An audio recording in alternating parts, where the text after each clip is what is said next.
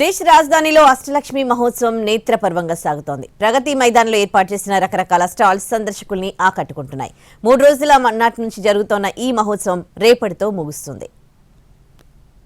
ఢిల్లీలోని ప్రగతి మైదానంలో అష్టలక్ష్మి మహోత్సవాన్ని ప్రధాని మోడీ ప్రారంభించారు. ఇక్కడ భారత మండపంలో ఏర్పాటు చేసిన అష్టలక్ష్మి మహోత్సవంలో ఈశాన్య భారత రాష్ట్రాలకు చెందిన హస్తకళలు, టూరిజం, చేనేత స్టాళ్లు ఏర్పాటు చేశారు. వీటన్నిటినీ సందర్శించిన ప్రధాని ఉత్పత్తుల గురించి అడిగి తెలుసుకున్నారు. అసోం, అరుణాచల్ ప్రదేశ్, మేఘాలయ, మణిపూర్, నాగాలాండ్, మిజోరం, త్రిపుర, సిక్కిం రాష్ట్రాల సాంస్కృతిక, సామాజిక, ఆర్థిక స్థితిగతుల్ని కళ్లకు కట్టినట్లు కళాకారులు ప్రదర్శనలిస్తున్నారు. ఈశాన్య రాష్ట్రాల సంస్కృతి, సంప్రదాయాలను ప్రతిబింబించేలా కార్యక్రమాలు ఏర్పాటు చేశారు. ఆయా రాష్ట్రాలకు సంబంధించిన జానపదాలు, సాంస్కృతిక నృత్యాలు అందరినీ అలరిస్తున్నాయి.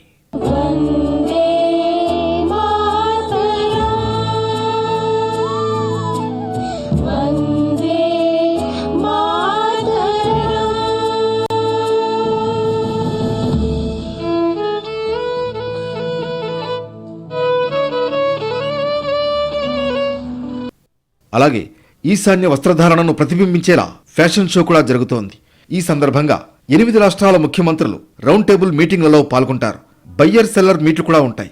అష్టలక్ష్మి మహోత్సవం ప్రధాన ఉద్దేశం ఏంటంటే ఈశాన్య రాష్ట్రాల్లోని గ్రామీణ ఉత్పత్తులకు ప్రపంచవ్యాప్తంగా మరిన్ని ఆర్డర్లు వచ్చేలా చేయడమేనంటోంది ప్రభుత్వం.